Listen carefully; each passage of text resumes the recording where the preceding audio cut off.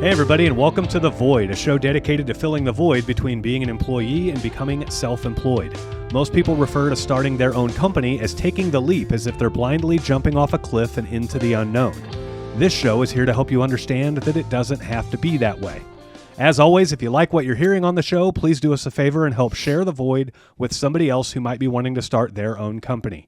We saw an opportunity to help others understand that self-employment is well within your reach, and just as our businesses have grown organically and by word of mouth, we want this show to grow the same way. So if you see somebody asking questions about starting their own service-based business, please do us a favor and send them a link to the show. I'm your host, Mitch Smedley, and with me as always is David Hilton. Hey, buddy. Hey. This morning, I'm getting Layla ready for school, right? Yeah. She comes in there. She's like, Dad, I need a hairband from Mom and this and blah. Because Janine's not home. She works nights Sunday, Monday, Tuesday, right? Right. So she's in there fucking with me, right? She goes into the bathroom. She's looking around. She's like, Dad, why don't you wear your bracelets anymore? I was like, what do you mean? I was like, I wear them all the time. She's like, you haven't worn them in months. I was like, okay. I said, well, walk in on my nightstand and grab them. So today I've got the old ones, the new ones? The menagerie of old bracelets. And then I have my Roger Wakefield one. She was like, where'd you get this? I was like, well, he spoke at our event that we had. And she was like, well, don't you want to wear it? I was like, I have been wearing it. Well, you should wear it today. I was like, okay. Okay. So I am full on pimping everyone else's shit today. Yeah. Oh, man. So it's funny. Like some mornings she's like tired, dead to the world. Other mornings she wakes up and it's like she's had crack. And she's like, Dad, you get ready for school. I got to do this. I'm like, hey, you don't have to tell me. I know you have to get ready for school, baby. I love you. Let's get dressed. Let's get it going.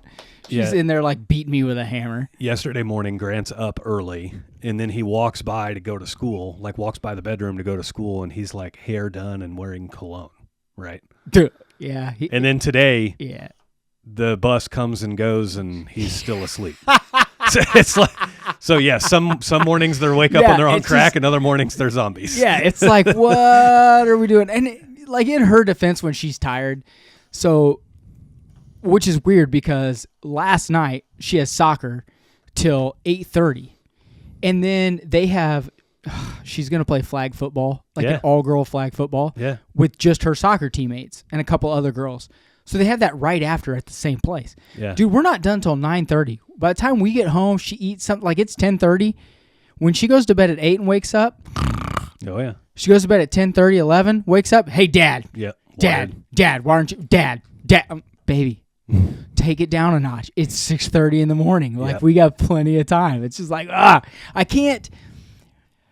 just feel like I'm so lost raising her now. Not like raising her, but like knowing how she's going to be and act. It's like every day is a roll of the dice. It's like, you know what it's like? It's like being married. Yeah. Well, like boys. It's like being married to a redhead, but your dice doesn't have any 3s or 4s on it. You're not going to roll a 7. It's just like, what's going to happen? You just never know what's going to happen, man. It's nuts. She's driving me crazy. Boys, their emotional swings are like hour by hour. Girls, it's like day by day. Yeah, I'd say it's, that makes a lot of sense. Like it's every day or every 2 days. There's a swing. Boys, they could be like crazy happy 1 hour and then like be crying the next. Girls, it sounds like my life. Yeah. It's just nuts. Just emotional. Yep. Speaking of boys, Mason turned 16 today. I know. I texted him. Passed his driver's test, got his license. Proud of the young man. I texted him this morning pretty early. It wasn't that early. Maybe 7:30 or so. Yeah. I was like, hey, happy birthday, buddy. Yeah. Let's see what you got going on. Just got back from setting up. Now that he's 16, he can have his own bank accounts and everything. So he's got all his bank accounts set up for his mowing business. I believe he's got mowing jobs to do tonight. Nice. Like he stacked them up. Like I will get my license. I will pass. And I will be driving the mowing jobs on my own. I mean, the day of my 16th birthday. How much do we talk about mentality of I'm going to make this happen is the most important part? That's great. I've been tagging him in posts on Facebook. Yeah. For some reason, him and I weren't friends. I mean, I shouldn't say for some reason. I hadn't added him because I didn't want him to see all the stupid shit that I say. Right. Like, let's be honest. Yeah. But like, I've seen him in the community groups. Like, hey, Mason Smedley or Mitch Smedley, Mason Smedley. We're tagging both of you. He's still trying to get it figured out. He made a post on Sunday about mowing, and he got booted. He got like a 24-hour ban. They only allow you on Mondays. Yep. I have ate that Trish's ass that runs that thing. Yeah. I'm like, it's amazing how when someone does it that you'll allow that to roll through. But when it's someone you don't know, and it's like I posted on there one day about I have extra chicken eggs if anyone wants them. Yeah. Well, you can't have a business post. I'm like, it's not a business. I just have extras. I'm trying to give them to the community, you bitch. Dude, I posted. What the fuck? So that old go-kart that I bought. Yeah. So it had like an IndyCar style body on it. Yeah. And spoiler, and it's small, right? It's go-kart sized, and it's been sitting behind my house forever. And I posted it up like this would make great wall art for a man cave or something. Like it'd just be cool to be sitting up on the wall, right? I don't want it. But somebody would want it. And so I posted it. We should hang it up in here. Yeah. I posted it for free. Like, it's at the end of the driveway. Yeah, if you want it. If anybody wants it, and I got slapped on the wrist and got a warning. It's so dumb. Because you're not allowed to post things for free at curb. And it's like, okay. Isn't that part of the community page, like, its job? Yeah, I don't know. Is to allow the community. I just went to the Grain Valley page and posted it there, and somebody took it. It's like allowed. It's to allow the community to come together. Yeah. And you're going to, it's so dumb. Yeah. The people that are running it are just dumb. Well, it's with absolute power corruption, right? So, with absolute power becomes Karens with nothing to do. Yeah. Like, that's what it really, it's bad. And the Blue Springs, the Lee Summit one's not bad. The Grain Valley one's not bad. I can't stand the Lee Summit one. It is nothing but. Is it bad? I haven't been on it in a long time. It's the Lee Summit community group. Over half of the posts are anonymous, and we know how mad that makes. Well, you. right. But then over half, I can hear Dave Navin right now. Over half of the posts are like that stereotypical white liberal woman. That it's like, I mean, I saw one today that made me roll my eyes. Of like, this lady was looking for very specific business services. That like you should just go to Google and find them. But she's like, Google it. Yeah. She's asking the community instead of going to Google. And then she's like posting anonymously to avoid the hate comments. So please be nice, and benefits if it's a woman, black owned business. And it's like that. Like we're going to get into a whole other thing here. That in itself is racist. Yes. What if it's a Mexican woman-owned business? That's racist towards her. What if it's the exact product or service you're looking for, but it's owned by a white man? The company's owned by a white man. Like, are you going to let race stand in the way of you getting what you want? No. Like it's just dumb. If it's the best stuff, buy it. Who cares who made it? When you say, I want it to be a white gal, or I want it to be a black gal, or I want it to be a Latina gal, you are racist. Yeah. You are a racist. Yeah. It's just so dumb, man. It's just dumb. It is dumb. I left that group for a long time, and then I kept getting tagged in stuff, and every time you get tagged, there comes an invite to come back to the group. You need to be in it for your business. Yeah, I don't I know think you I don't want to. Like, I look at all the big companies in the area, and they're not in there pushing their shit. I'm real close to, like, pulling, like, I know as a staple, like we talk about all the time in this show, using community groups to get your business off the ground. Well, and you're going. Over that limit, though. Right. Our business is to the size now where community group type clients aren't our ideal client. And so I'm considering pulling completely out of it. Pulling out of all of them, except for the Blue Springs one because I live here. So well, it's different. We went to school here. You live here. Right. I live just on the out. Like it's weird too because I always wondered about people that lived in Independence. Like, why would you say you're from Independence and you're this and you're that? And it's like, it's just hometown pride. Yeah. Like, even Blue Springs, I'm like, Blue Springs is kind of a dumpster fire the last 10 years. Yeah. And I don't want to tell people, but I'm still like, yeah, I'm from Blue Springs. It's like the first thing out of my mouth. Yeah. So I don't know. It's weird. But I do want to say one more thing before we get moving. Mm-hmm. I know we don't pimp a lot of stuff on here, but Roger Wakefield was gracious enough to come to our event. Mm-hmm. Didn't charge us anything. Right. Was an amazing person to talk to. Had amazing knowledge. So if you're listening to this podcast, look up Roger Wakefield on YouTube and follow him if you're in the construction industry. Yeah. He's great. Yes. He was fantastic. fantastic. And if you're looking to do anything social media content-wise, look him up and mirror what he's doing. Yeah, and you can mirror it. He does have a program too. Yep. And we don't have an affiliate with him or anything like that. He's a great dude. It's about $1,000, I think, for his course, and he'll teach you how to be successful on YouTube. Yeah, he's great. He's great to work with. He's great to talk to. He is a very down-to-earth person. And when I met him, I kind of, full transparency, when Mitch said he had him and this and that, like I had reservations. He's probably a weirdo. He's probably this. He's probably that. No.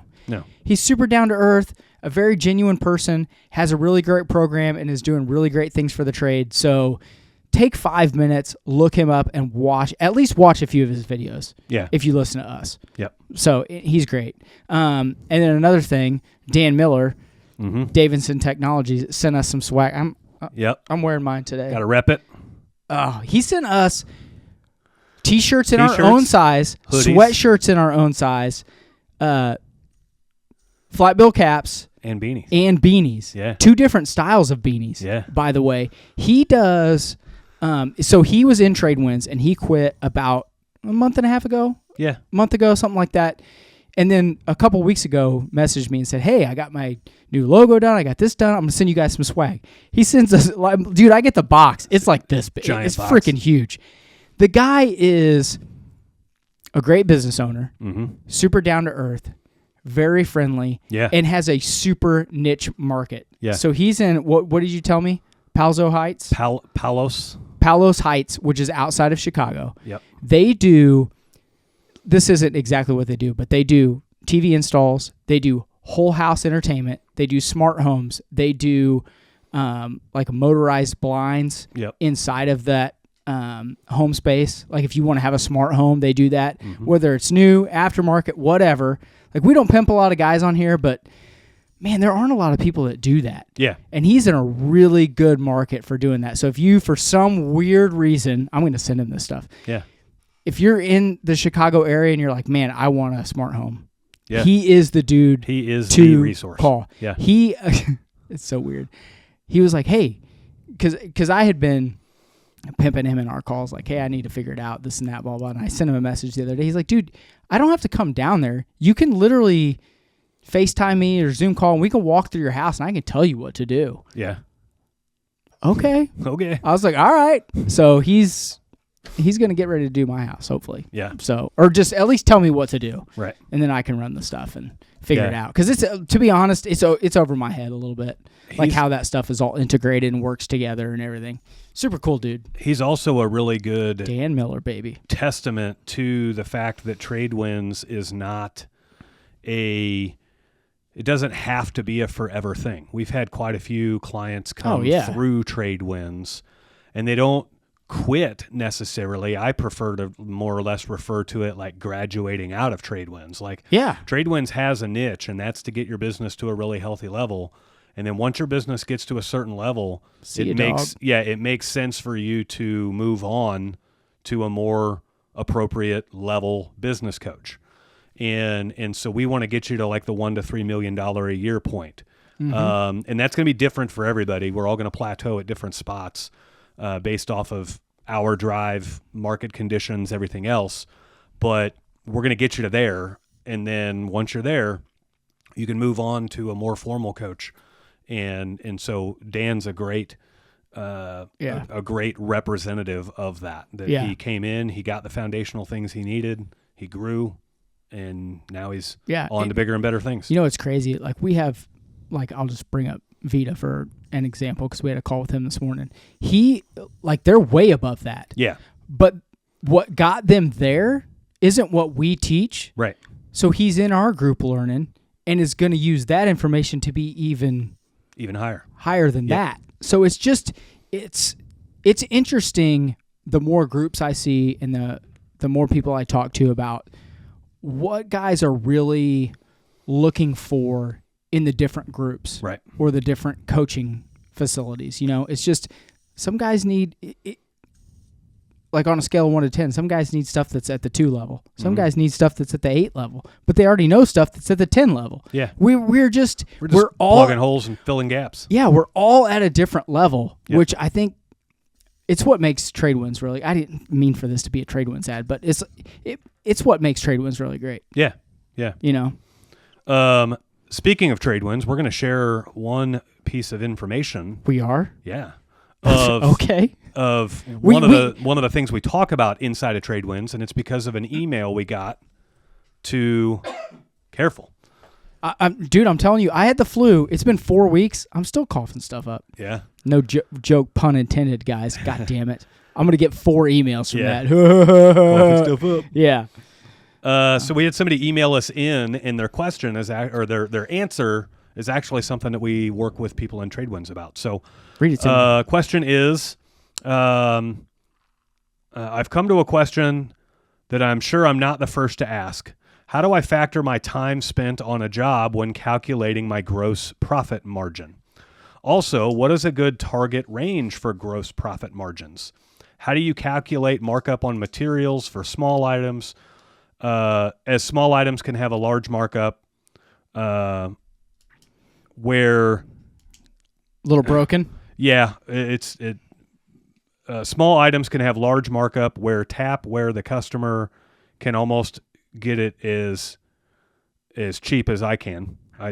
I think what he's saying is he's saying, how can I mark it up? How can I mark have it up that price when the customer can go to Home Depot and get it for cheaper than I can get it for? I know you aim for set rates, but on small maintenance jobs that isn't always practical. I do charge a set rate where I can.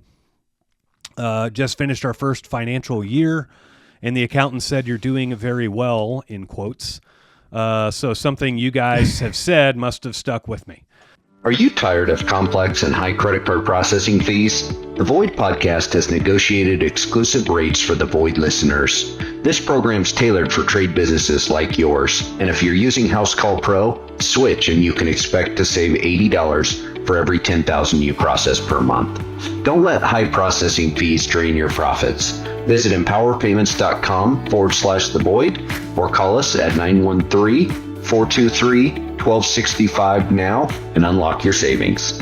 And so this guy's name's Tim, Kiwi Tim, actually. He's emailed in before. Where's he from? Does it say? I'm just curious. Not to throw you a curveball. New Zealand. He's the guy that...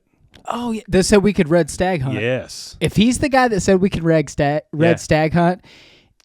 You know what? I don't want to get in a whole thing here, but like we've been trying to put hunts together for the Tradewinds guys. Yeah, we might need to. Dude, pull that off. you better be careful. Yeah, like we may just show up with 20. Like, hey, buddy. So, couple of questions within this email, and we'll work through them here. Okay, let's take them one at a time. Yeah, how do I factor my time spent on a job when calculating my gross profit margin? And what is a good target range for gross profit margin? So, and then he talks about material markup and everything else. So I'm going to actually answer these in reverse order. I was going to say, you'd have to go reverse. Yeah. So so material markup. In our Tradewinds price book, what we do is we mark up small items a lot, and then we mark up large items a little. In other words, a $3 item, we might mark it up by 200%, 300%. We might sell a $3 item for $6. I have it right here. Okay. So a less than $5 is a 0.32 divisor. So that would be 68% on anything under $5. Is that correct? Yeah. Well, kind of. So a $5 item, when you divide that by 0.32, you're selling that item for $15. Yes. So that's what I was saying. The small items, $5 and less, we're like tripling the price on that. Yes. And then a just for example, $10 to $50 item is a 0.62 divisor. So that means a $20 item divided by 0.62. That means a $20 item we're selling for $32. Yes. 5 to 50 is a 0.72. 5 to 50? 50 to 500, I'm sorry. 50 to 500. Okay, I misspoke. I apologize. I'm trying to look through my mic thing here. Yeah, so 50 to 500, let's just say a $100 item then is 0.72? 0.72 divisor. So, yeah, a $100 item we're selling for $138. Yep, and then the greater than $500 is a 0.82. So that's an 18%. Let's just call a $600 item divided by 0.82. So a $600 item would be selling for $731. Now, how we're doing that is not the pre-tax cost of that item. No. So if something's $5 plus tax, we need to find out the post-tax price of that item, and then we mark it up from there. Yep. Now, we also don't sell direct material to consumers. When you're a flat rate pricing company, you're marking up material, and then you're adding that material cost into your flat rate calculations for the sale price to the customer. Yeah. And so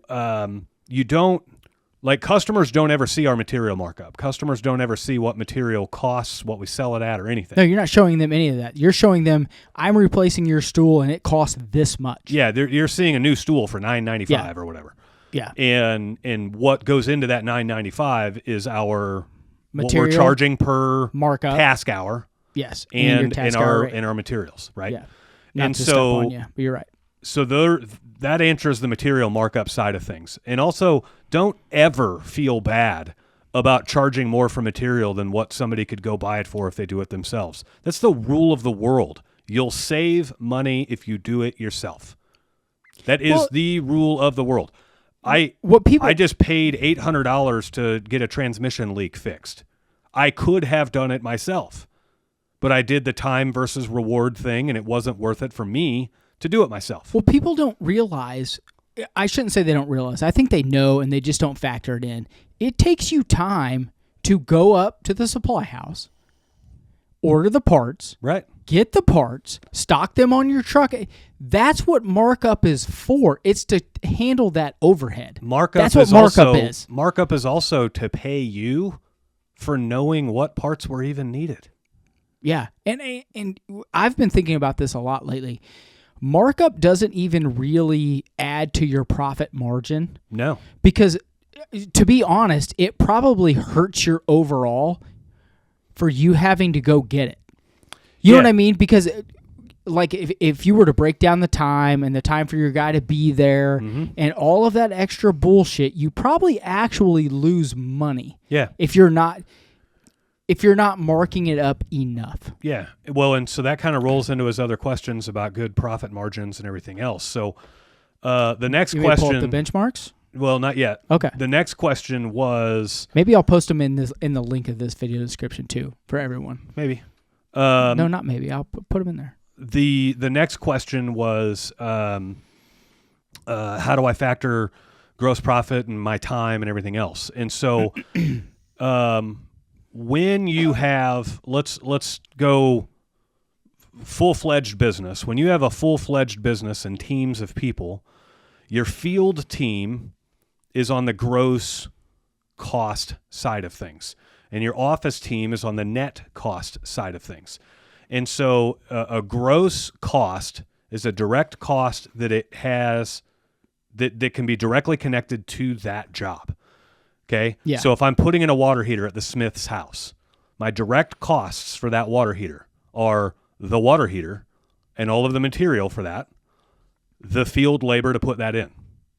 Those are my direct costs. Yeah. My indirect costs is the truck to get them there, the fuel, the insurance, the CSR that booked the call. Yeah. But also booked a whole lot of other calls, right? Yeah. The insurance. Paper for the printer. Yeah. Ink for the printer. Like literally all of the minutia bullshit. Yeah. And it takes, people underestimate how much it costs. Yeah. For all of that stuff. Yeah. And so one of his questions was, how do I account for my time and everything else? Well, if you're trying to build a business that runs like a business, you have to account for your time as if you were an employee of the company. And so you have to charge accordingly as if you were, like, a lot of business owners don't charge enough they don't charge very much because they don't have employees. And so they say, well, I don't have very much overhead, so I don't have to charge this much. And that's fine. That's wrong. That's fine until you try to grow, and then you realize, well, I can't grow unless I charge more. Yeah. Because I can't pay labor unless I charge more, and I can't pay work comp unless I charge more and everything else. And so, ironically, work comp, we're going to be talking about that next. But you okay? Yeah. I think Mitch is still mad about the work comp.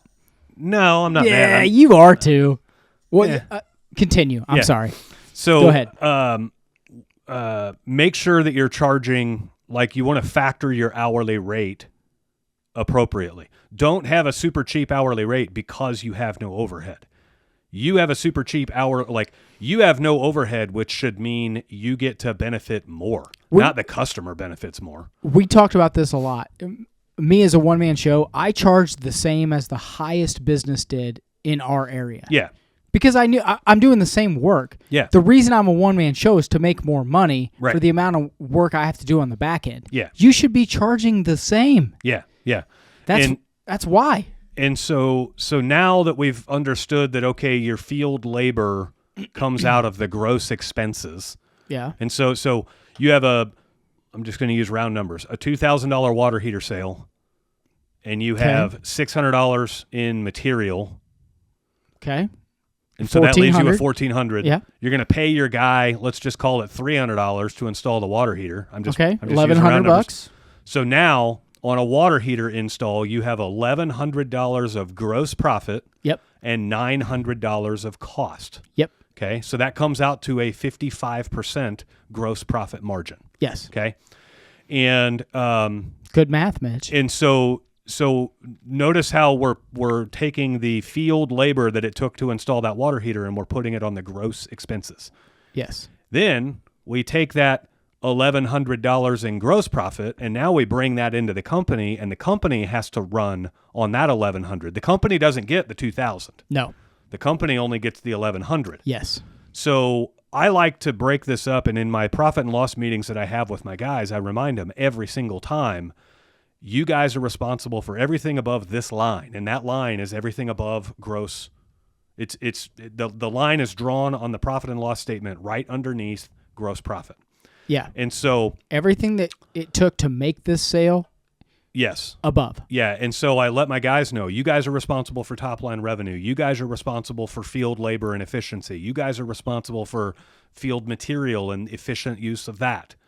You guys deliver this gross profit number to the business, and then me as the business owner, now it's my job to spend that money efficiently and run the business, right? Yeah. And so, is it raining? Or is that a jet? I have no idea. That's a weird noise. Let's be honest. We've been doing this podcast 3 years, Tradewinds 2 years. I've never seen you look at me and be like, do you fucking hear that? It sounds like it's storming. So, that's rain. It's pouring its ass off outside. Man, I'm so glad. So, literally, I'm staying in the garage today. And I don't want to get off topic. I'm like, I'm going to take the red car today. Like the 68 Camaro. I'm like, I'm going to get in. Glad you didn't take it now. Man. Yeah. Yeah, I'm glad I didn't take it. Shit. It was sunny when I came over here. And that was an hour and a half ago. Yeah. Man. Springtime in Missouri, baby. So now here's some benchmarks that we coach within Tradewinds for most home service companies to try to achieve. Now, if you are an outlier home, like you could be a home service company, but you don't have high material costs. So that might change some of these numbers a little bit. In other words, like a house cleaner, you don't have the high material costs that plumbers and HVAC guys would, right? Electricians, their material's not going to be quite as high as plumbers or HVAC guys. No. So these numbers will vary slightly, but what you're looking for is your profit and loss benchmarks.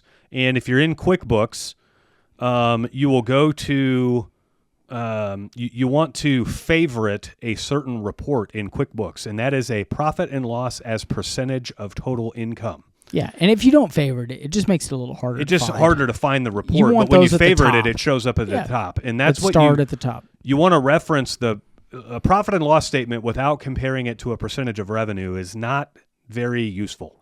You want to know, like I don't care if your materials were 10,000 or 20,000. What were your materials in relation to revenue? Well, that's important. Let's talk about it in layman's terms. The percentages you're giving now, if you don't look at it as a percentage loss, profit and loss, it's hard to get those numbers to line up. Yeah. If that makes sense. Yeah. So what you want is top line revenue of 100%, right? That's just, we're we're capturing all revenue at 100%. You want your materials to be 20% or less of your revenue. Okay. Yes. So if your top line revenue is $100,000, you want to be spending $20,000 or less in materials. I typically run 14 to 16%, somewhere in that area. Yeah. HVAC companies run higher. HVAC is going to be 20, 22, somewhere. Yeah. Field labor. Field labor, you want your field labor to be 20% of your total revenue. And we try to teach everyone that regardless of their company. Yeah. And some days that's high, some days that's low. It just kind of depends on the types of jobs you're doing. It's a fluctuating stat for sure. Yeah. So just being real, so like drain augers are going to be, you're gonna spend a lot more on field labor for drain augers than you would like water heaters. Your labor percentage is going to be higher on drain augers because on a water heater you have the material cost to bump up the top line revenue number, whereas on a drain auger there is no material. No. Very little anyway. Zero. I think in our drain augers we have $10 for consumables factored into every drain auger. So that way we're covering things like rags and rubber gloves, like cables, eventually, things like that. Yeah. Subcontractors, you want 5% or less of your top line revenue, unless you're subbing out a majority of your work. I was going to say that number can change drastically if you sub out a ton of work. But that also pushes your gross profit up. Well, or down. In some cases. So like we were doing a call with one of our TradeWinds members, and their gross profit was low, but their subcontractor expense was way up there, 40, 50% or something. And I'm like, well, yeah, that's why your gross profit's low. Those subcontractors are making all the profit that you could make. That's why you want to employ the people, not sub it out, do it in-house, and then you get to make all that money. Yes. So, but if you achieve those benchmarks, materials at 20% or less, field labor at 20% or less, and then subcontractors at 5% or less, that's going to leave you with 55 to 60% gross profit. Okay? Yeah. And that's the target. That's what we're shooting for. And as long as we're factoring field labor cost, field payroll, above that gross profit line, then we can use 55 to 60% gross profit as a good number. There's a lot of guys that are like 55 to 60, shoot, I'm 80% gross profit. And they're a one-man show, and they have no material going, they have no labor going to their gross profit numbers. And so, you will have 80% gross profit if you're doing that. Yeah. But these are for full-fledged businesses. When you have a team of people and you're able to keep all of your field labor at 20% or less and all of that. Yeah, when you're a one-man show, these numbers are skewed drastically in two areas. It's usually gross profit and net profit. Yeah. Like those are the two areas that do not match. Yeah. And you're usually, like you were talking about earlier, if you're subbing a bunch of stuff out and like the gross profit of work performed is high, but gross profit that you've performed is low. Right. That's why those numbers are different. Right. So now we go below the line. So now we have three, if that makes sense, benchmark numbers for things that you're going to want to track. You have all these outliers. You got vehicle expenses, you've got, licenses and fees, and you've got professional fees and software fees, and you got tons of things, fuel tools, and all of those things. Like you got tons of things that chew up your net profit. But the three bigs to watch out for are your marketing. You want to keep your marketing at 8% or less. Yeah. If you are stable in the market and you're not trying to grow, you want your marketing around 6%. If you are trying to grow, you can go for 8 to 10% on marketing. You want to try not to do more than that. Office payroll. You want your office payroll to be 15% or less of your top line revenue. So if you're bringing in $100,000 a month, you want to be paying your office staff in total $15,000 a month or less. Yeah. And you want to keep your total expenses. So those two expenses total to be 23%. The total expenses to run the company, the net expenses, you want to be 30% or less of your top line revenue. And so that will leave you with about 20% net profit. And if you can pull off all of those, 20% net profit is industry-leading net profit in the home service space. And so, those are great numbers. Now, those are benchmarks. There's always outliers. There's a lot of, that's a lot of benchmarks. 1, 2, 3, 4, 5, 6, 7, 8, 9. That's 9 benchmarks. I don't know if I've ever had a month where I hit all 9 on in a month. Maybe 1 or 2 months in our company's history I've actually hit all 9. But some months I'm over on marketing. Some months I'm over on field labor. Some months I'm over on materials. Some months I'm over on office payroll. You just never. Yeah. But you can't throw caution to the wind simply because you missed one, right? That's why you track all of these, is because if you track them all, you have to track them all. You're probably going to be okay. Yeah, you have to track them all as if they're one. The other thing to consider there is, once you know your overhead for your company, then you now know how much top-line revenue you have to do to break even each month. Well, you know how much top-line revenue you have to do in order to make 10% net profit or 20% net profit. Well, you know what I mean? Yes, but what I'm saying is so I'm just going to use round numbers again. A business with $60,000 a month in overhead. So those are your net expenses. Okay. If a business is doing 60% gross profit, yep.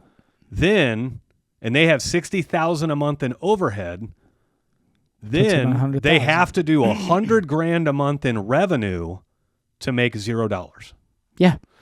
And so, but here's the cool thing.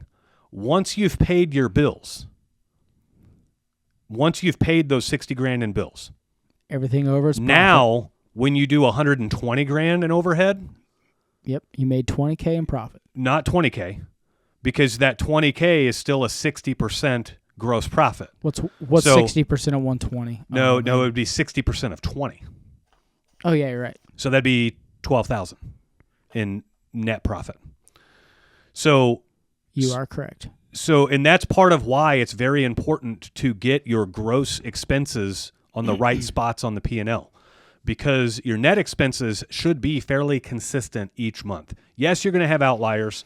You're not going to have to replace tires on every vehicle every month. Yeah. Right? You're not going to have 3 broken windshields in 1 month.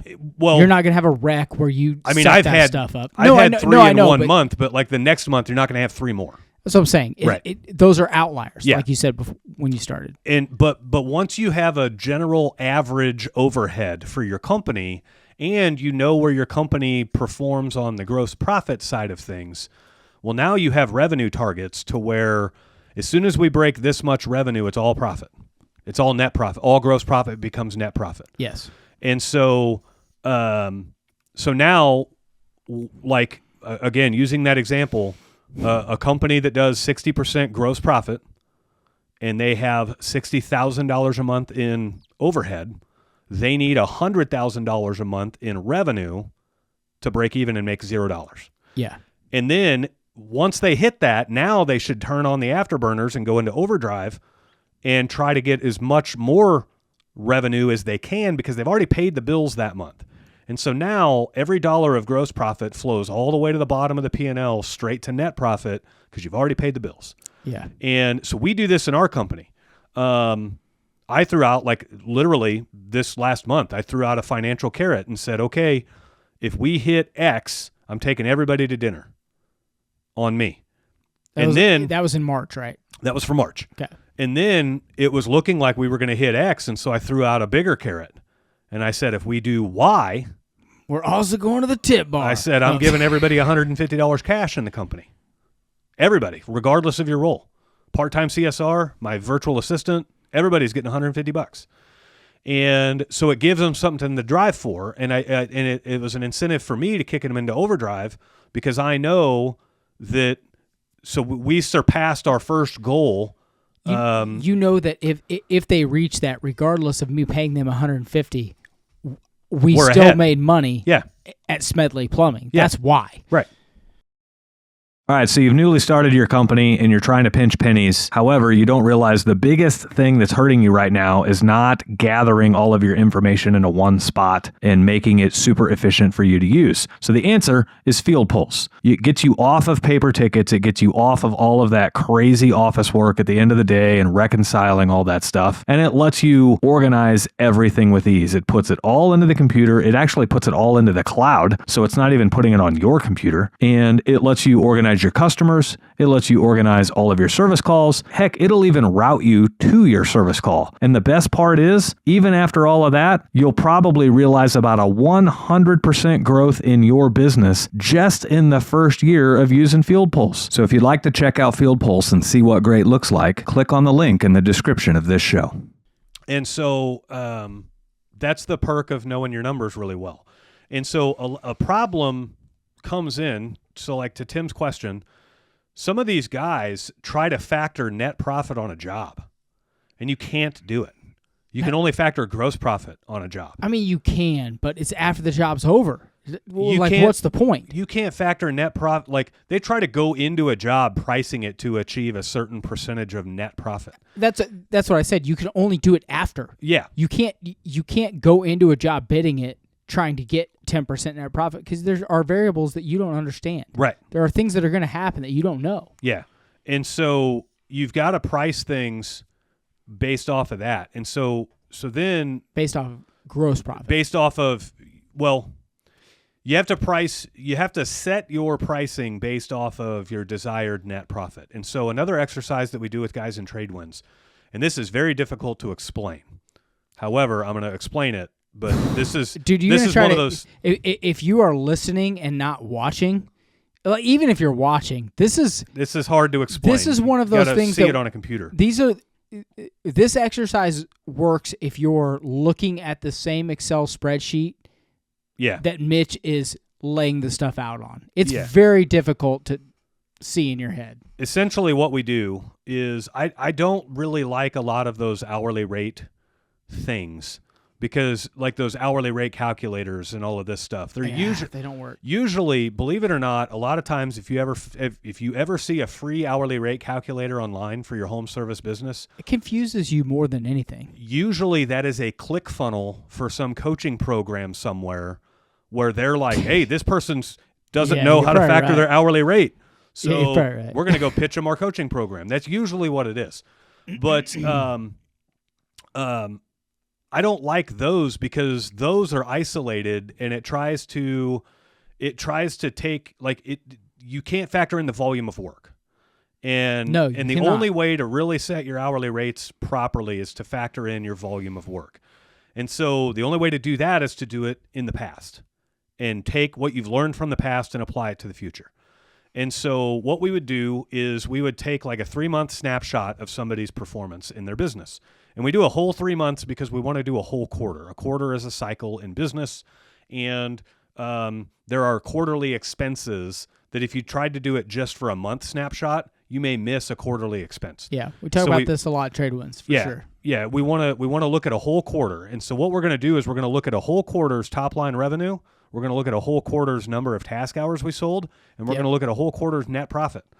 And before we just start changing our price to achieve net profit, we have to go look at those benchmark numbers and see, okay, before we even start changing our price, are we losing our ass on expenses? Are we losing our ass on field labor? Yeah, are we paying 25% in marketing, and that's why those numbers don't add up? Right. Yeah. And so, we want to make sure that we're being as thrifty as we can on the front side before we start just jacking our price all willy-nilly. So once we know we're thrifty on the front side, and let's just say we had a net profit of 10%, and again, using round numbers, let's say we had a net profit of 10%, we sold 100 task hours, and our top-line revenue was $100,000. Okay? Well, we want an extra $10,000 of net profit because we want 20% net profit. Yeah. Right? And so now what I'm going to do is I'm going to take that 100 task hours that we sold, and I'm going to divide that into the $10,000 of profit that we would like to have had. and that's going to tell us how much we need to adjust our hourly rate. I feel like I need to give you a whiteboard. Yeah.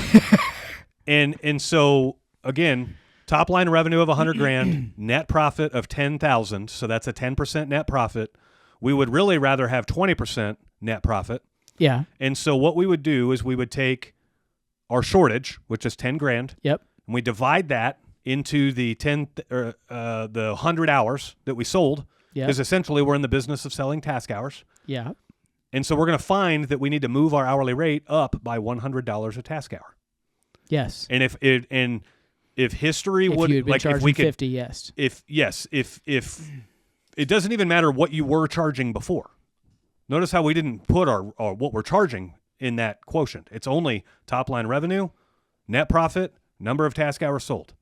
Yeah. And then we look at the deviation from where we landed to where we wanted to be, and then we divide that into the hours we sold and say, okay, if we were charging $100 a task hour more, all things being the same, we would have reach our benchmark, our 20% net profit. Yeah. And so that's how we coach our guys in Tradewinds to adjust their pricing. But keep in mind, that comes with the heading first of making sure we're thrifty on our expenses on the front side. Yeah, and I will say this, just to add on, if you're in Tradewinds and we haven't done this for you yet and you want to know, hit us up. Yeah. Because full transparency, most of the guys think they have their hourly rate figured out. If you haven't, let's go over it. Well, and a lot of guys are hard pressed to move their hourly rate. Some of them want to do it every week.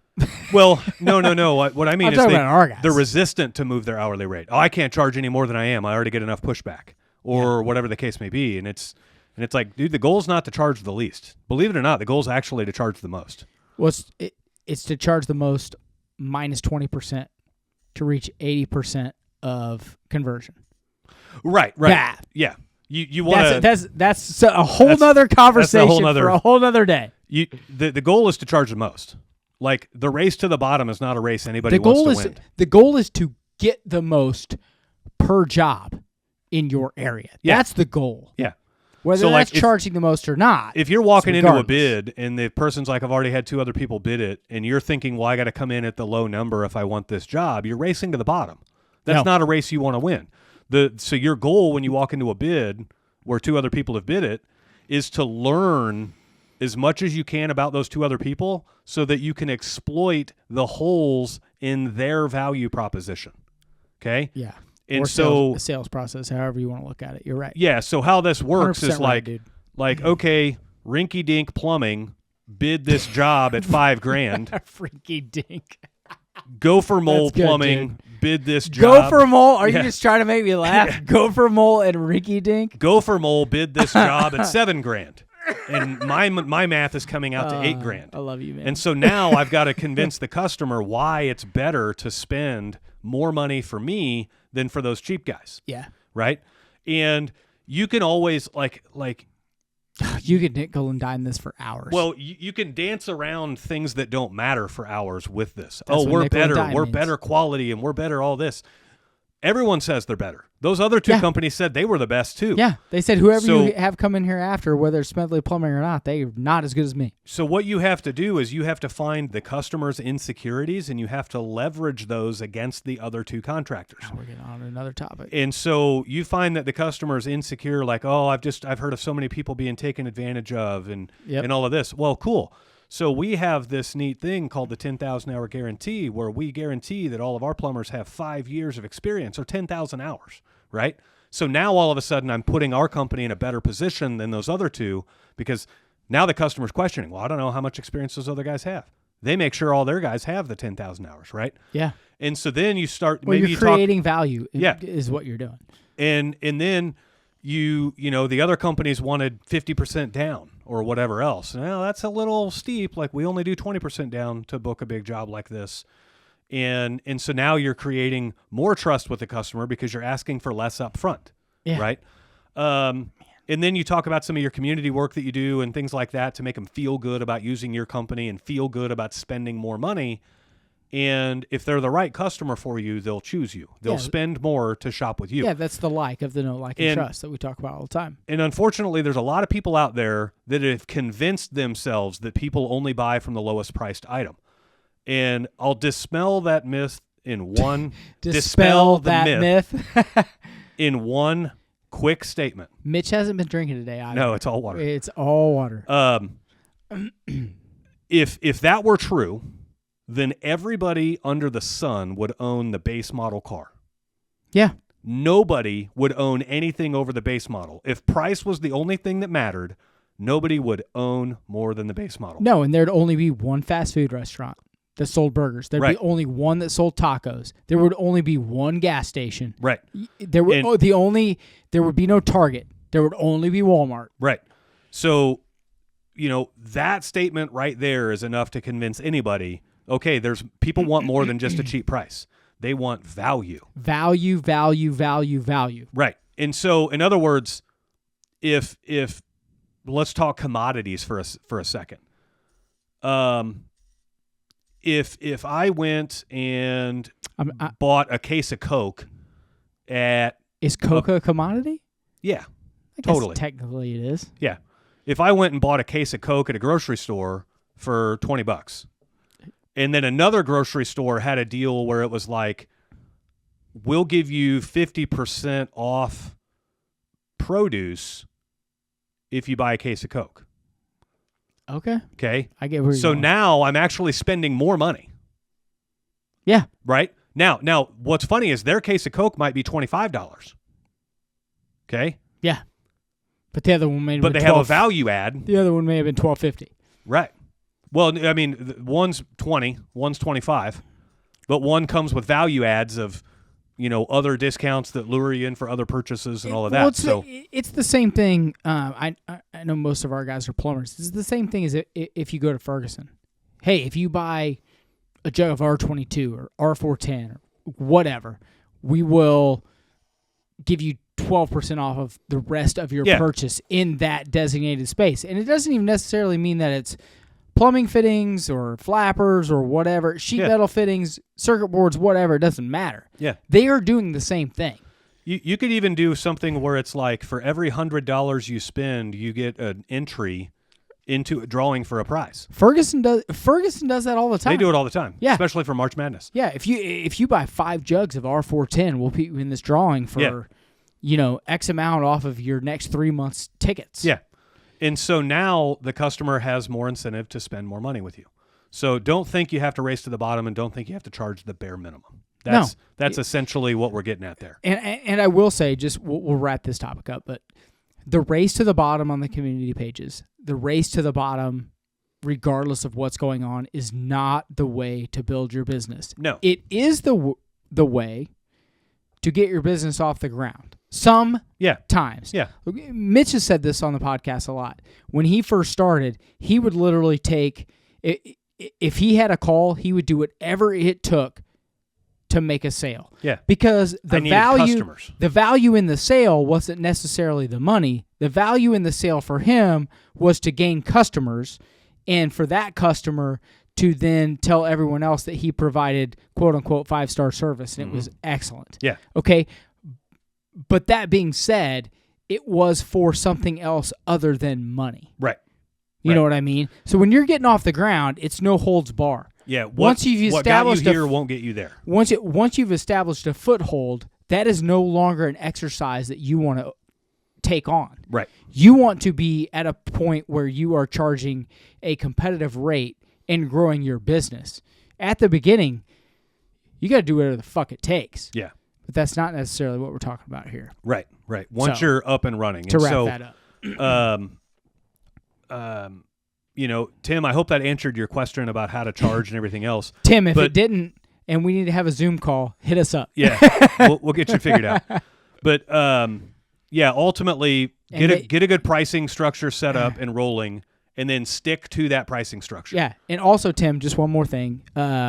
Red stag hunting in New Zealand. If we got to put something together, where Mitch and I come down, maybe bring some Trade Winds members. Fuck yeah, dude, let's do it. I'd love to see what it looks like, what it costs. I would love to. I would love to see what it costs. Yeah. That being said, and I don't want to get off topic. We're already at 52 minutes. We got one other thing we want to talk about. I've always wanted to go to New Zealand and check it out. I've always wanted to go. everyone says it's the most beautiful place in the world to go. One day, man. One day. I gotta. Man, it'd be knock a couple awesome. of other things off first. Do you? Well, yeah. No, you don't. If Tim calls and says, "Hey, I got you a free place to stay," and all you got to do is pay for tags, you're like, "Oh shit!" I guess Tradewinds is playing for some I still got flight knock tickets some other to things go. off first. Hey, that being said, Tim, I'll leave Mitch here. I will come down and see you, buddy. Okay. Next topic that we want to talk about, buddy, is kind of slosh that one up a little bit. I want to work with some newer business owners that may not know about business insurance or this facet of business insurance, and this is called a premium audit. Mitch is still mad about this from last month. Well, I'm mad at all insurance. You know what I've been through. I'm mad at any business that can reach into my bank account and take money out whenever they feel like it. First off, for those businesses that are, if you're on automatic withdrawal for monthly anything, I say don't do it. Janine and I don't do anything for it regardless. If you don't take a check from me, I'm out. Most places will not give you that option. Yes, they will. No, what I'm saying is a lot of places you'll have the option, but it's foolish. So, for instance, it's like a 10% insurance discount if you set up for EFT, right? So, like, nobody's going to choose to pay 10% more to write a check for something that they're going to have to pay for anyway, right? Man, I'll take the 10% discount and I'll take the EFT. It's not. I've never heard of anyone charging 10%. Oh, it's huge. Mine are like 1. It's a lot. Right? Man, our farmers. So just as an example for Tradewinds, is 1. I don't do it. Fuck them. Right. Well, a lot of it too might be the differences in insurance, right? Of course it is. So. But you're going to have 2 areas of your insurance where you can go through. You'll have to undergo what's called a premium audit. And I'm going to explain what it is first. Go ahead. What it is in work comp and in general liability, you are, let's talk work comp. They can't give you a good estimate for what your work comp is going to cost unless you give them some numbers to work from. Yeah, to get a bid, you have to go to, they say, what's your gross going to be this year? And you say $100,000. No, for work comp, it has nothing to do with your top line revenue. Work comp has everything to do with your employees, how much your employees make. Oh, I thought I'm sorry. I thought you were talking about liability. No, I apologize. So work comp is based on the number of employees you have, where those employees physically work in the company, and how much they make. And what they do when you're in plumbing and HVAC. That's what I mean, where they physically work in the company. Well, and what they do. Do they work with gas? No. Yes. That's what I mean, where they physically work. Yeah. So if you're a plumber and your plumber is physically working as a plumber, then he's going to be in a plumber's class code for work comp. If you're clerical and you have like a CSR that never sets foot in the field, then they're going to be class coded as a clerical worker. Okay? If you are young in business and starting out, you will most likely have to, as the owner, your employee class code is going to fall under the craft that your business does. So, in other words, when I first opened and we first hired a couple of employees and we had to get work comp, I was classified as a plumber. Okay? So let me ask you something. Do plumbers not, so when you do HVAC, you can have HVAC with gas or not? Yes. You can also have HVAC with natural gas or propane. Like, is there a subclass for plumbers? Well, whether it's natural gas, propane. That's more on your general liability, just as you have to tell them the types of work that you do, the hazards that you're against. Well, on work comp, it is just plumbers. Just plumbers. Yeah. Okay. So, but they, you're like, hey, I need a year's worth of work comp insurance. Okay. How am I going to price that out? I need to know how many employees you have, and I need to know how much money they're making, and I need to know what they do. Right? Yeah. And so you have to accurately estimate how many employees you're going to have throughout the year and what your employees are going to make throughout the year, and give all of that information to your insurance company. And then they'll send you a premium. And cool, you pay it, you sign up, you're paying insurance all year long. Then at the end of the year, the insurance company will audit you. And again, we're only on work comp for right now. And the insurance company is going to audit you, and they're going to say, okay, you said you were going to have 6 employees in the field and 4 in the office, and you said that your payroll was going to be X for the field and Y for the office. And now that it's the end of the year, we're going to look at the actuals. How many actual employees did you have in the field? And how much was their payroll? And how many actual employees did you have in the office? And what was their payroll? Yeah. And if the numbers are different than what you estimated, then the premiums would be different. And this is why I disagree with work comp premium audits. If you underestimated, if you said I'm going to have 6 employees in the field, 4 in the office, and we're going to have 600,000, I'm just using round numbers, 600,000 in payroll in the field and 400,000 in payroll in the office. Well, let's just say that you have extra employees in the field and they were making more money, and you have extra employees in the office and they were making more money. The insurance company has the legal right to go back and charge you more because you are actually riskier than what you said you were going to be. You said you were going to be 6 employees in the field and 4 in the office worth of risk. And now that you were 8 employees in the field and 5 in the office worth of risk, they'll actually charge you more. And then when they do these premium audits, they do the audit and they give you 30 days to make the adjustment. Okay. And so our first year in business, we went through this and we had a premium audit. And we this premium audit was not for work comp. This was actually for general liability. General liability operates the exact same way. Exactly. Only the difference for general liability is it does define like what you do. Do you work with gas? Do you work with excavations? Do you work with propane? Yeah. Do you work with electricity? All of those things. But then the general liability is driven off of your revenue expectations. And that has its own set of problems right there. And so let me explain. We're about to open a can of worms here. Well, I'll first get done explaining how these audits happen and how you get caught off guard, and then I'll explain why they're bullshit. And so how the audits happen, like our first year in business, we did more revenue than we thought we were gonna. And so we had a general liability premium audit. And I got a letter in the mail that said we owe $11,000 in extra premium and we have 30 days to pay it. And so that's when I learned, okay, it's because we underestimated how much revenue we were going to do. So now we have a general practice. It's written in our processes that anytime we are forecasting work comp and general liability, we always overshoot. Always. Okay? And we overshoot. It's funny, I just wrote that down. Yeah.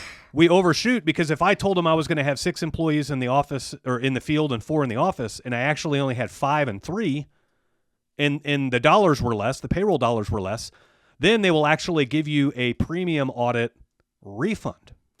Well, because you were less risky than what you were paying for all year.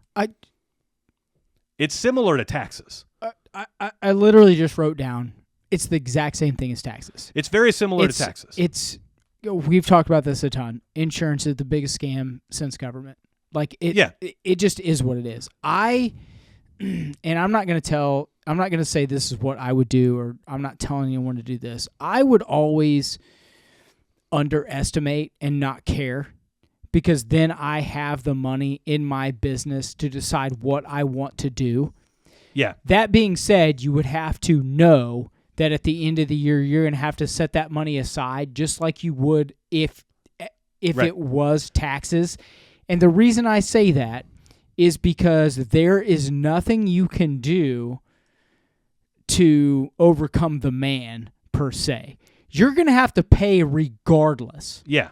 I would rather have access to my money up front, knowing what I know now, if I could go back in time and tell my younger self that. Does that make sense? It does, but here's the challenge for small business owners. That ventures off into the 14,000 things that they could consider to perform better, but they don't really need to, because we're not talking tons of dollars, right? We're not talking tons of dollars now, but we could be talking tons of dollars later. Right. And we could also be talking tons of dollars for growing our business at a specific time.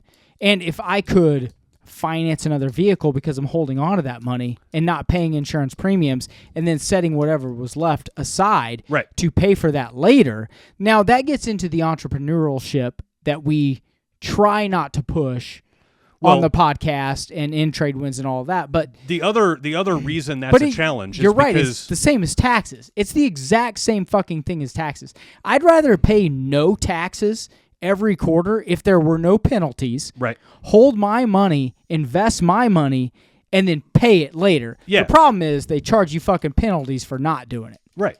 And quarterly. The other problem with trying to do that in the work comp and insurance space is you don't have the data. The data is not readily available ahead of time to learn what the different classifications are going to cost you if it's wrong later. You say that that's got to be public information. That's over our heads as of now. It is, but what I'm saying is it becomes. It's not like, okay, I know taxes are an average of 30% of profit, and so like how much profit you're going to have, right? You can forecast a lot of those kinds of things. Yeah. On our work comp audit, we have 3 different classifications for employees in our company. We have field plumbers, we have clerical, and then we have owner, which they try to split up in a couple of different areas because they know you're wearing a lot of hats, right? And a field plumber is like $3 for every $100 of payroll, whereas clerical is less than $1 for every $100 of payroll. And so it's still got to be public. It's got to be a way for us to track it. It's public, but the problem is, how do I know how much my guy's going to make this year? I don't. And so it's very difficult to try to say, I'm going to undershoot it and then just pay it later, because you might not have the money later. Because you don't know how much he's going to make, so therefore you don't know how much you've undershot. You could play that both ways. I overshot it, but then you don't have enough money to pay your premium. Well, I mean, now, granted, it's a smaller number. Right. The other thing is, like, so we just went through our work comp audit.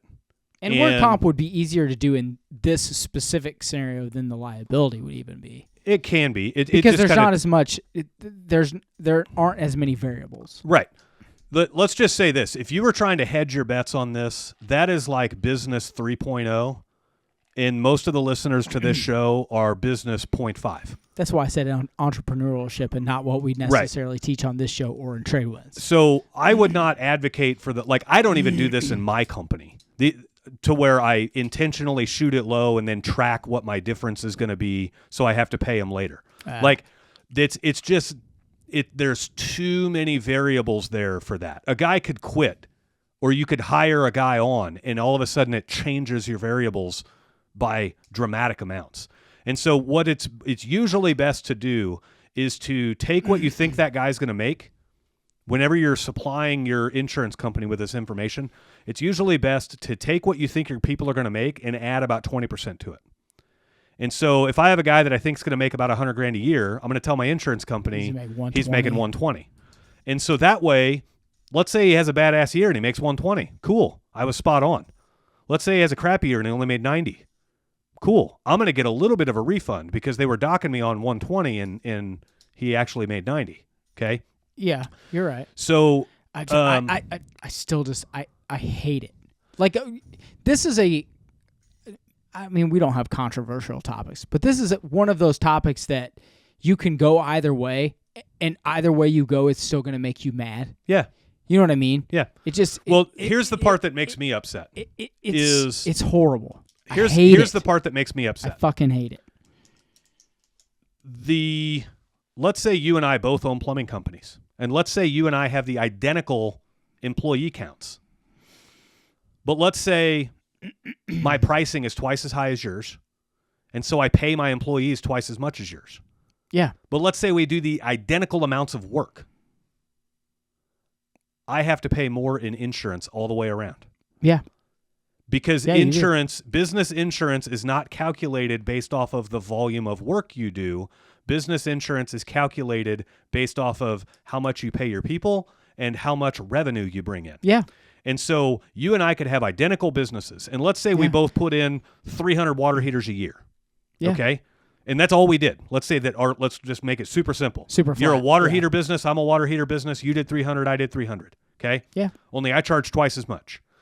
Our risk to an insurance company is identical. It should be the same. We are 300 water heater installations worth of risk. Yep. But because I charge twice as much, I'm going to pay more in general liability because I'm higher revenue. Yeah. And because I charge twice as much, I can pay my guys more. I'm going to pay more in work comp. Yeah. Even though the risk to the insurance company is unchanged. It's almost like you haven't been listening to me about the fact that insurance is a fucking scam. Well, I understand. Like, we can say it's a scam 1,000 times, but that doesn't help our listeners navigate the scam, right? So, agreed. But so in this scenario here, okay, how do they navigate the scam? To save themselves money. The easiest way is to pay your employees less, but that's the exact opposite of what we teach on this show. Right. Pay your employees top line revenue so that you have great. No, I know you're not. I'm just saying. What I'm saying is most people. That's extremely difficult to navigate. Well, and most people think I got to buy insurance, so they call up an insurance agent and they get a price and they see the premium and they think they can afford it, and so they go with it, and they don't. They have no clue this premium audit's coming. And then they get surprised. Those first 2 years, they're like, what the fuck? Right. And so that's why I want to talk about this, is because that is coming, and that's a conversation you need to have. And it's an outcome that you steer, okay?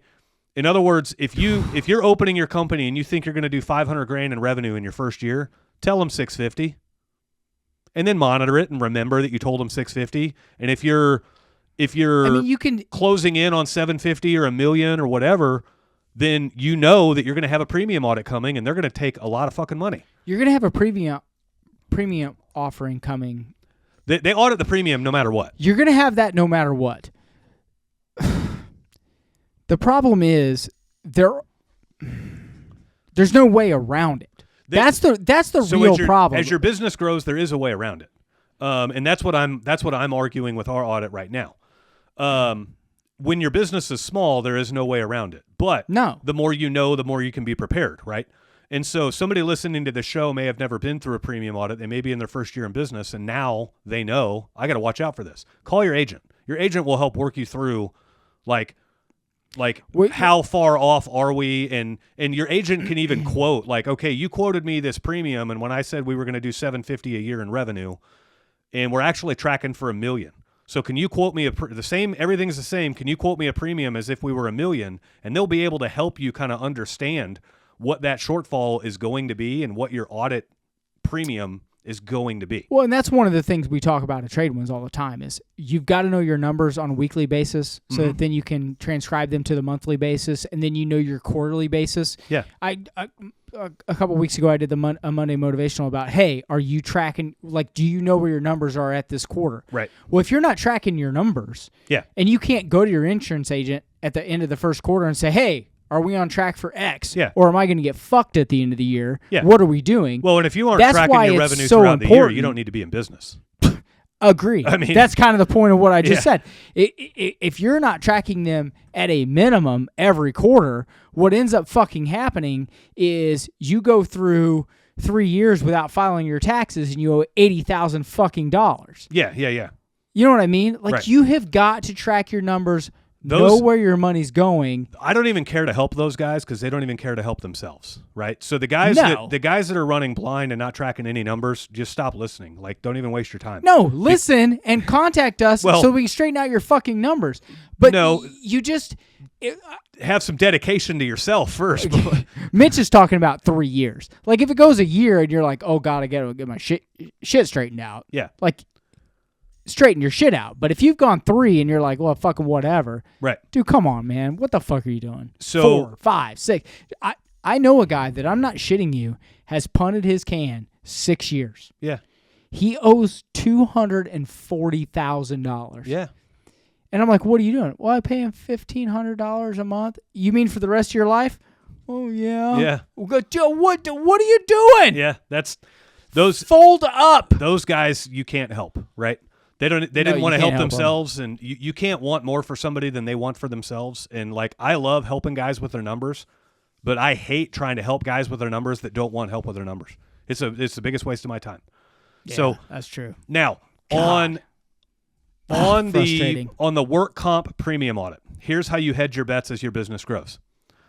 So we got our work comp premium audit, and they tell us we owe $2,500, and I'm like, bullshit, because we over forecast our numbers. We tell them higher payroll numbers than what we actually are going to pay these guys, so that we're ahead of it, and we get a refund every year. I would much rather pay a little extra every month to get a refund on the premium audit than get surprised with an $11,000 bill, right? And so I'm not talking about like giving them my money for the year and then getting it back. Like I understand that's a tax-free loan. I get all that. However, the inconvenience of being surprised with an $11,000 bill ain't worth it for me. Well, when you had to pay it anyway, right? So I might as well pay it throughout the year, right? Okay. I won't argue that point, but and so then I like to save my money. Where it comes down to is like in our premium audit, they say we owe $2,500 extra dollars. We start to looking at it, and they don't have they have our field payroll. They don't have it classified correctly. Well, it's higher than it should be, and they have our office payroll way low. And so we start we ask for the breakdown. They'll give you an audit worksheet where they tell you everything. Yeah, of course. And so they have all our field guys right, and they have all of our office guys right, except for me. They have me listed as a field guy. And keep in mind, field guys. I haven't been in the field in 2 years. Field guys pay we have to pay about $3 for every $100 of payroll. Yeah, it's like 3%. It's 66% higher, I think. So if it's $1 to $3. Yeah, I can't remember the exact number, and I'm sure everyone's going to be different, and every state's going to be different. I think it's $1 to $3. Obviously, your odds of having a work comp claim as a clerical worker is significantly different than your odds of having a work comp claim as a plumber, right? Oh yeah, what are you going to do? Fall out of your chair and break your tailbone? Right. Stop. So the rates are cheaper. Well, they have me listed as a guy that's out in the field turning wrenches and busting knuckles and every day. In ditches every day. And that's couldn't be further from the truth. Now, here's the thing. State requires that. State requires you to be classified as a field? Yes. Even if you're a CEO? A burden of proof is on me to prove that I am not in the field. And so that's easy. Well, yeah, we're disputing it right now, but that's easy for you. What I'm saying is because so many people are so accustomed to premium audits and they don't look into this, how many people would have just wrote them a check for $2,500 and said, "Well, that sucks." Yeah. Man, we've been talking a lot of shit on insurance lately. Well, but yeah. You're 100% right. But now what happens is once we reclassify this, they might actually owe me money. Yeah. And so we're gonna run that gamut and see where we're at. Yeah. So, well, to your point, it is our, back in the day and the way people trust. I'm going to say government, but that's not what I mean. The way people trust businesses that are above their intellectual level or above their reach, they just trust them and think that they're looking out for them. But your message is they're not. You and I know that. Yeah. Those businesses are not looking out for you. Those businesses are trying to make money. Well, the burden to make money is on you. The burden to save money is on you. Yeah, as a business owner, there's no shortage of people trying to get your money. No, they're trying to fuck you out of every goddamn penny you have. Yeah.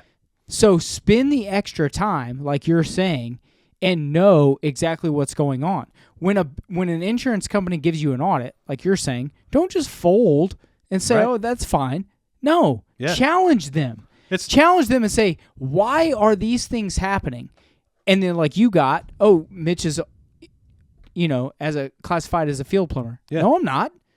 Well, yeah, you are. Don't write the check. Why am I? No, I'm not. I'm not writing the check. Challenge. Yeah. I'm not saying you are. I'm saying in general. Yeah. Challenge.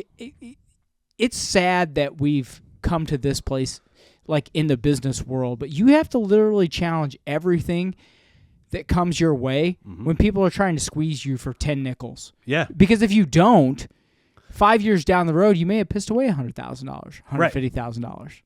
So I agree with you 100%, man. I'm not saying you need to be a cynic, and I'm not saying you need to. I kind of am. Well, I mean, let's be honest. it's not like it was 20 years ago. People are literally trying to squeeze everything they can out of everything. You're trying to squeeze every dollar you can out of a service call. Yeah. An insurance agent is trying to squeeze every dollar he can out of you. Yep. And the only way to get past that is to be diligent and kind of be a cynic and look for every way that you can save money. Well, what I'm saying is I'm not advocating for business owners to just refuse to pay anything. What I'm saying is, if you're asking money of me, you have to have a really good explanation for why I owe you this money. Well, and you have to I have to understand your explanation. And I never spend money unless I understand what I'm spending it on. Yeah, unless you understand why I'm writing this check. And so there's a lot of people that don't understand the premium audit. They would have gotten that bill for $2,500 and they don't understand it, and they just assume this is how insurance works, so they would pay it. Yeah. And so that's the difference between being cynical and just refusing to pay bills versus understanding what you're doing. And the benefit when you challenge yourself to understand every dollar you spend and where it's going and why, now you learn why you're spending the money. So, in other words, my first time going through a premium audit, I was confused as fuck, and then I'm angry. Well, typically anger comes from a lack of understanding, right? And so now, once I understood how premium audits worked, I flipped the script on them and said, no, I'm gonna play your game, and I'm gonna shoot you high on revenue, and I'm gonna shoot you high on payroll. Not overly high. I'm not gonna tell you we're doing $3 million when we only do $1 million. I'm not going to tell you I'm paying a guy $300,000 when I only pay him $100,000. Yeah, you're not talking 66%. No, you're talking 5. I'm talking 10. I'm talking hedge it up just there's no point in saying, yeah, we're probably going to do $1 million this year when I know we're on track to do 1.3. Right? That's going to be my general liability insurance is going to be off by 30%, you know? So, changing that up and staying in tune with that is key. The reason I think all this shit is bullshit is because, like what we were just talking about, even on the general liability things with the water heaters. If you're a 300 water heater a year company and I'm a 300 water heater a year company, and let's say that we both got our quotes and we were priced the same, and then 20 minutes after I signed up for my insurance bill, I decided to double my pricing. Yeah. Now I'm going to go through a hell of an audit, and I'm going to have a hell of a premium, and this is the frustrating part about it. Insurance companies charge you based on your risk, okay? That's why 16-year-olds are higher to insure than 40-year-olds. That's why a Corvette is more to insure than a Chevy Express van. Yeah, right. That's why an 18-year-old can't have a Corvette and a 45-year-old can for $100 a month. Right. Yeah. And that's why, like, my F350 is more to insure than an F250, is because they know that you're towing more with an F350, right? So their risk goes up. Well, and if it gets in a wreck, it's going to cost more to fix. Right. Or if the frame is fucked, right, we've lost more money. So here's the challenge is, and this is why people get so frustrated with premium audits. Any other world, let's just say the insurance company realized that you were riskier to insure than they thought. Okay? In other words, yeah, we'll quote you $100 a month for that Corvette, and then you go out and get 7 speeding tickets. Yeah. Well, okay, now we have to adjust your rates going forward. Okay? Yeah, not going back. But in the business insurance world, with general liability and work comp, they can arbitrarily say you're riskier than we thought you were, and so now we're going to back charge you for risk that was never realized. I don't want to get in a whole thing. I know we're running out of time.